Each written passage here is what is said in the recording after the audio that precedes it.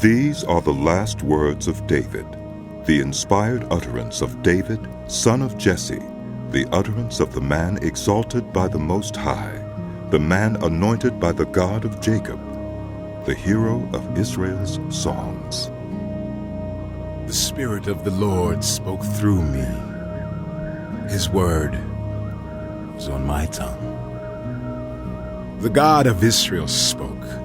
The Rock of Israel said to me, when one rules over people in righteousness, when he rules in the fear of God, he is like the light of morning at sunrise on a cloudless morning, like the brightness after rain that brings grass from the earth. If my house were not right with God, surely he would not have made with me an everlasting covenant, arranged and secured in every part.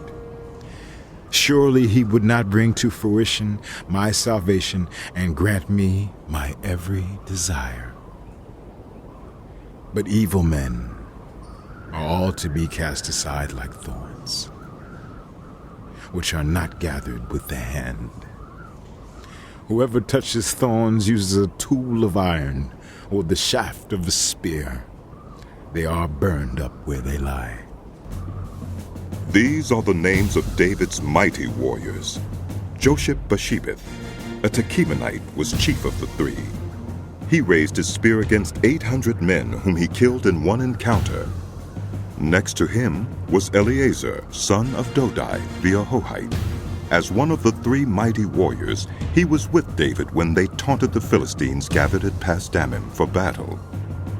Then the Israelites retreated, but Eleazar stood his ground and struck down the Philistines till his hand grew tired and froze to the sword. The Lord brought about a great victory that day. The troops returned to Eleazar, but only to strip the dead. Next to him was Shammah, son of Agi the Hararite. When the Philistines banded together at a place where there was a field full of lentils, Israel's troops fled from them. But Shammah took his stand in the middle of the field. He defended it and struck the Philistines down, and the Lord brought about a great victory. During harvest time, 3 of the 30 chief warriors came down to David at the cave of Adullam, while a band of Philistines was encamped in the valley of Rephaim. At that time David was in the stronghold, and the Philistine garrison was at Bethlehem. David longed for water and said, "Oh, that someone would give me a drink of water from the well near the gate of Bethlehem." So the 3 mighty warriors broke through the Philistine lines, drew water from the well near the gate of Bethlehem, and carried it back to David. But he refused to drink it. Instead, he poured it out before the Lord. "Far be it from me, Lord, to do this," he said. "Is it not the blood of men who went at the risk of their lives?" And David would not drink it. Such were the exploits of the 3 mighty warriors. Abishai, the brother of Joab, son of Zeruiah, was chief of the 3. He raised his spear against 300 men, whom he killed, and so he became as famous as the 3. Was he not held in greater honor than the 3? He became their commander, even though he was not included among them. Benaiah, son of Jehoiada, a valiant fighter from Kabzeel, performed great exploits. He struck down Moab's 2 mightiest warriors. He also went down into a pit on a snowy day and killed a lion. And he struck down a huge Egyptian. Although the Egyptian had a spear in his hand, Benaiah went against him with a club. He snatched the spear from the Egyptian's hand and killed him with his own spear. Such were the exploits of Benaiah, son of Jehoiada. He too was as famous as the 3 mighty warriors. He was held in greater honor than any of the 30, but he was not included among the 3, and David put him in charge of his bodyguard.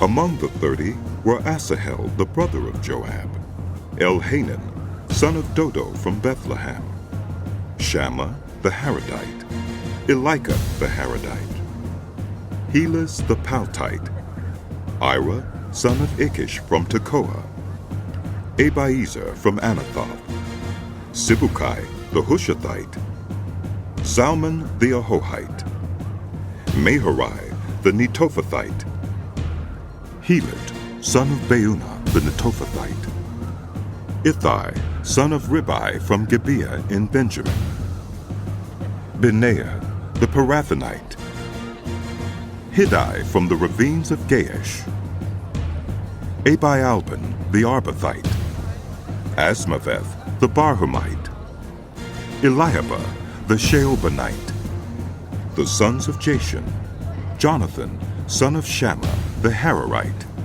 Ahiam, son of Sharah the Hararite, Eliphalet, son of Ahasbai the Meukathite, Eliam, son of Ahithophel the Gilonite, Hezro the Carmelite, Peorai the Arbite, Igal, son of Nathan from Zobah, the son of Hagri, Zelek the Ammonite, Naharai the Beerothite, the armor-bearer of Joab, son of Zeruiah, Ira the Ithrite, Gareb the Ithrite, and Uriah the Hittite. There were 37 in all.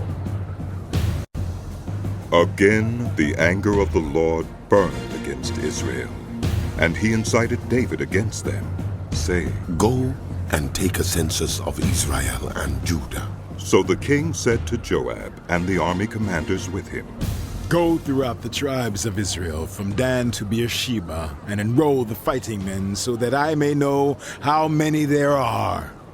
But Joab replied to the king, May the Lord your God multiply the troops 100 times over, and may the eyes of my lord the king see it. But why does my lord the king want to do such a thing? The king's word, however, overruled Joab and the army commanders. So they left the presence of the king to enroll the fighting men of Israel. After crossing the Jordan, they camped near Aurora, south of the town in the gorge, and then went through Gad and on to Jazer. They went to Gilead and the region of Tatim-Hodshai, and on to Dan-Jain, and around toward Sidon. Then they went toward the fortress of Tyre and all the towns of the Hivites and Canaanites. Finally they went on to Beersheba in the Negev of Judah. After they had gone through the entire land, they came back to Jerusalem at the end of 9 months and 20 days. Joab reported the number of the fighting men to the king. In Israel there were 800,000 able-bodied men who could handle a sword, and in Judah 500,000.